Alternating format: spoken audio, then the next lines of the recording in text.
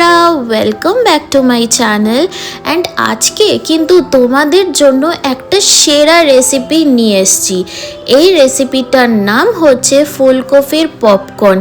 আর এই রেসিপিটা কেন উইন্টার সিজনের জন্য একটা আইডিয়াল রেসিপি সেটা তোমাদেরকে জানতে হলে ভিডিও পুরো এন্ড অবধি দেখতে হবে।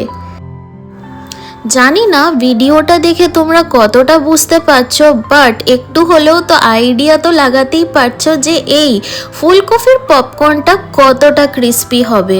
আর অনেস্টলি বলছি, এটা কিন্তু খালি দেখতেই ক্রিস্পি যে অমনি না, খেতেই কিন্তু ঠিক ততটাই ভালো। তো দেখা যাক আমাদের এই ফুলকপির পপকর্ন কিভাবে বানানো হয়। ফার্স্ট অফ অল আমরা কড়াইয়ের মধ্যে একটুখানি জল নিয়ে ফুলকপিগুলোকে মিডিয়াম সাইজেরই কেটেছি, দেখতেই পাচ্ছ যেমন ভিডিওতে দেখা যাচ্ছে। ওগুলো কিন্তু আমরা সিদ্ধ করে নেব।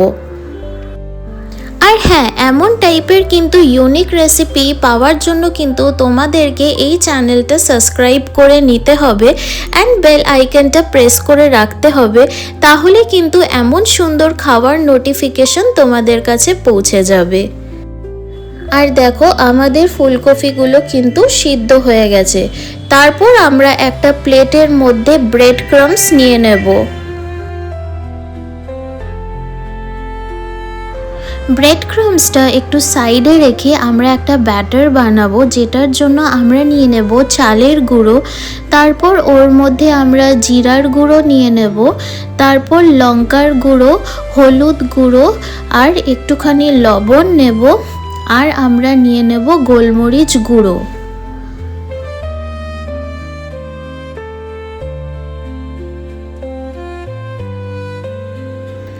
তারপর এটাকে আমরা ভালো করে মিক্স করে নেব। তারপর ওর মধ্যে একটুখানি জল দিয়ে আমরা একটা ব্যাটার তৈরি করে নেব।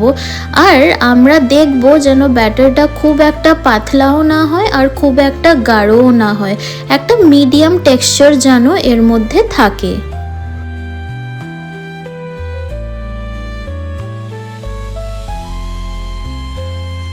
তারপর এর মধ্যে টেস্টের জন্য আমরা কিছু কিছু সস অ্যাড করব। যেমন প্রথমে আমরা অ্যাড করলাম চিলি সস, সয়া সস আর এর মধ্যে টমেটো সস দিয়ে দিলাম। তারপর এটাকে আবার আমরা ভালো করে মিক্স করে নেব। তোমরা জাস্ট কালারটা দেখো কি সুন্দর লাগছে। অনেস্টলি এই পার্টটা করতে আমার হেভি মজা এসেছিল।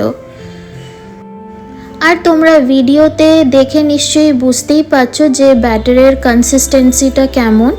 তারপর আমরা একটা কড়াইয়ের মধ্যে তেল নিয়ে নেব।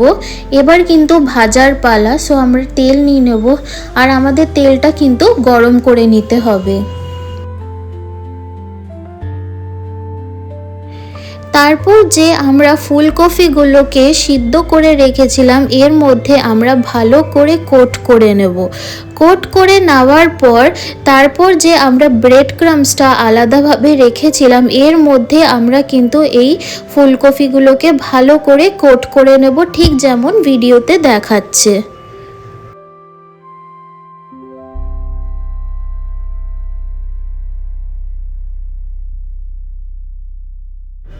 তেলটা আমাদের গরম হয়ে গেছে। এবার কিন্তু এই ফুলকপির পপকর্নগুলো আমরা কিন্তু তেলে এক এক করে ছেড়ে দেব।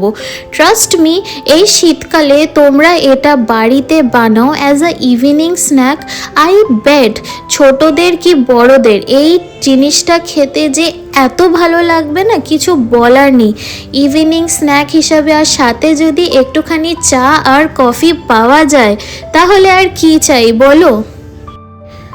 আর এইটা এমন একটা জিনিস, তোমরা যদি খালি ডাল ভাত বানালে আর পাশে যদি এই জিনিসটা থাকে তাহলে ট্রাস্ট মি আর কোনো কিছু চাই না। তখন ননভেজ বলো কি অন্য কিছু সবজি বা তরি তরকারি কিচ্ছু চাই না, কারণ এইটা খেতে কিন্তু সিরিয়াসলি খুবই ভালো হয়।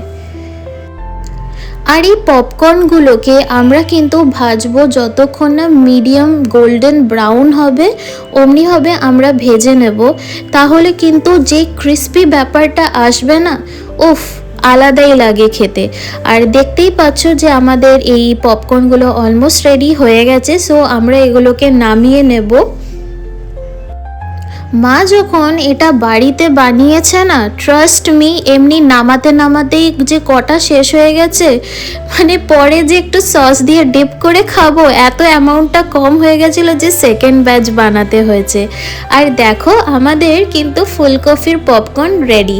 And if you like this recipe then please do like and subscribe my channel and press the bell icon for more such amazing recipes.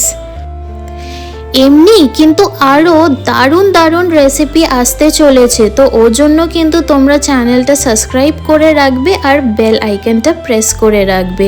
And thank you for watching my video. আর এই রেসিপিটা কেমন লাগলো তোমরা কিন্তু comment সেকশনে নিশ্চয়ই আমাকে জানিও। অ্যান্ড আবার দেখা হবে তোমাদের সাথে এমনি রেসিপি নিয়ে।